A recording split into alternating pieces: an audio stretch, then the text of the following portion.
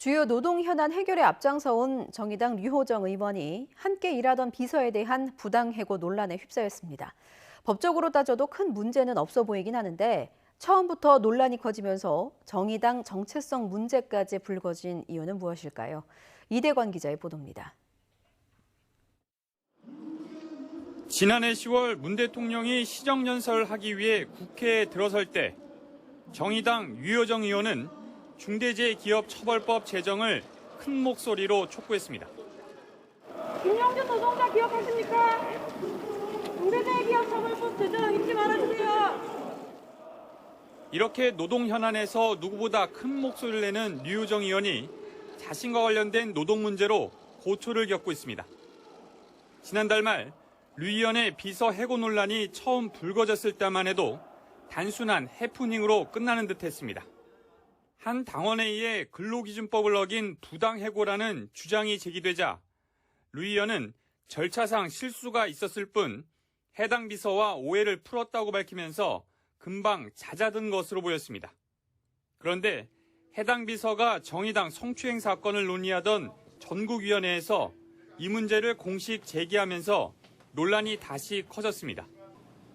비서와 의원실이 갈등을 빚은 부분은 출퇴근 시간과 의원 수행, 그리고 외부 활동 등인 것으로 전해졌습니다. 그리 복잡하지 않은 이번 사안의 핵심은 근무 태도가 마음에 들지 않는 직원을 어떻게 해야 하나입니다. 통상 다른 정당에서 일을 그만두게 하는 과정에서는 크게 문제가 되지 않는데 정의당은 다릅니다.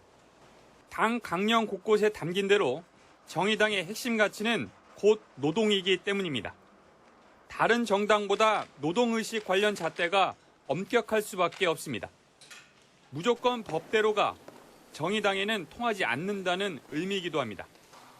특히 류 의원은 노동의 가치를 앞세워 국회에 입성했고 다른 의원들보다 비정규직과 중대재해 기업 문제 등 핵심 노동 현안과 관련해 집중적으로 활동해왔기 때문에 이번 사안으로 더 주목을 받을 수밖에 없습니다. 저와 정의당은 모든 노동자의 죽음을 막겠습니다. 반드시 중대재해기업처벌법을 제정하겠습니다. 이런 상황에서 해당 비서와 일부 당원들은 SNS를 통해 류 의원을 계속 비판했고 류 의원은 이를 허위 사실에 기초한 해당 행위로 규정해 공론화했습니다. 성추행 사건 이후 이번 사안이 불거지면서 사람과 노동을 중시하는 정의당의 정체성 문제로 부각했습니다. 정의당이 이번 기회에 다시 거듭날지 아니면 끝없는 추락의 시작인지는 아직 판단하기에 이릅니다. YTN 이다운입니다.